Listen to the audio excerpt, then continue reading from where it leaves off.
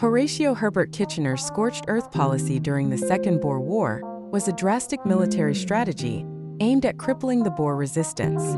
Implemented in South Africa, this policy involved systematically destroying Boer farms and slaughtering their livestock to cut off food supplies. Kitchener also ordered the burning of homes and fields, leaving nothing that could aid the Boer fighters. Additionally, the policy extended to the establishment of concentration camps where thousands of Boer civilians were held under inhumane conditions. This strategy, while militarily effective, resulted in significant civilian suffering and remains a deeply controversial aspect of colonial warfare.